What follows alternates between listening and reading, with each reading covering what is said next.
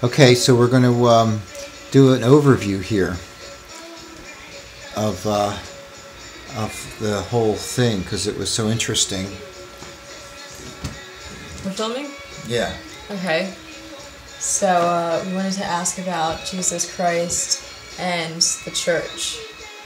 So we separated it into two separate segments of three. And our first question about Jesus Christ was basically about his past and what he's all about. And the EfC gave us couldn't hostility, weak retaliation. So, it's clear that the words are relevant. You think about his life, the crucifixion, his trials. So, couldn't hostility is like, hostility wasn't a choice for him, because that went against his whole idea. Yeah, and retaliation, he was against retaliation, turn the other cheek. So this is interesting. And then his present, bad outburst, impact, vehement, asymmetric. So his present, we said you have the outburst of the energy of his shroud and the impact of all that pain on him.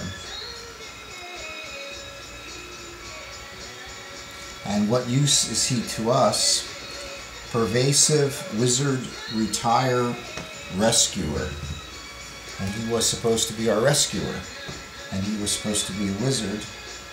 And if the pervasiveness of his wizardry went everywhere, where everyone could achieve this, instead of wreaking havoc, being weak with retaliation, then the world would be better. Right, and presently one of the major problems with the way people are interpreting his teachings is that it's like, you can kind of shape the Bible and his teachings into whatever you want them to be, and that's why there's a lot of conflict amongst Christians and other religions. It's like, what does the excerpts from the Bible actually mean? Are you supposed to take them literally? So asymmetric means that it's like being shaped, but there's a lack of balance. Like you don't see the gospel of Mary Magdalene and they leave the women out of the story, so people are shaping it in a way that leaves it asymmetric because there's no balance. And, this is the present, so that's what's happening now. And the bad outbursts of people who are like so against Christ and his teachings, I think, are because of the way people vehemently say that, things happen this way. This is what this means. You're going to go to hell if you don't believe in them. Yeah. Right. So that creates an outburst from a lot of people. And that is his body. That was like the body, the outburst of his body made the shroud. And then the church, about it, why it came to be, and what to do about it. And about it right now, it's worried about the assaults that are shocking. And it kind of mauls people, making them feel whether they're accepted or not. Yeah, it's all about feeling accepted and, being accepted into the clan with all the ceremonies, the communion and confirmation. So it's like a cultural acceptance kind of thing. And, a lot of philosophers believe that religion in the story of Jesus Christ was basically created to control people in a similar way the government does, because it's all about fear-mongering, getting people to fear rebellion and fear doing things, like not conservatively. It's a fear-mongering technique. Right, so assault and shocking goes along with that. Because they're afraid that without religion, people will just be rampant on the streets, and anarchy. And, there's fear of assault and that stuff. And then there's the other fear of the shocking allegations that the religious people make about, miracles and hell and all these, really important things. really extreme things, it's shocking. So, next question, why it came to be.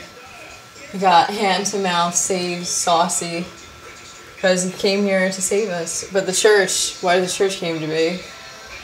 To maintain its own existence. Hand to mouth is like trying to survive. It's saving itself, you know, to keep the word alive even if it's been corrupted. At least it's not like totally lost. Right, there was some element of the saving. And Saucy is like individual personality, that the egos of those who took control of it became dominant. Yeah, and then skeptics, you know, if you didn't see it yourself, Saucy, it's hard to believe that these miracles actually took place. So it's all word of mouth. Okay, interesting.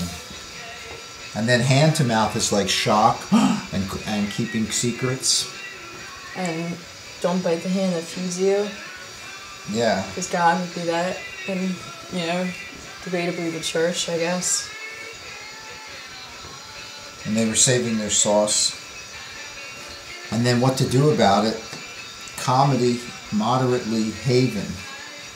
So we should treat it calmly and as comedy. And notice that it did do some things for heaven and haven. It's a safe haven. There's elements of safe haven. So although it's been corrupted, it's also done good for the community. And if you look at it lightheartedly, you can kind of accept all the corruption and horror of like the Inquisition and, you know, holy wars, because it's ironic, it's funny. Right, the irony of all the molestation. So if you don't let that bring you down and you just perceive it as moderate, then you'll be in heaven. And also obey his thing of non-retaliation, of just healing and forgiveness. Yeah. So that was our Jesus Christ and the church segment. EfC, the electric fortune cookie, the eclectic fortuitous Q key. You never know what answer you're going to get.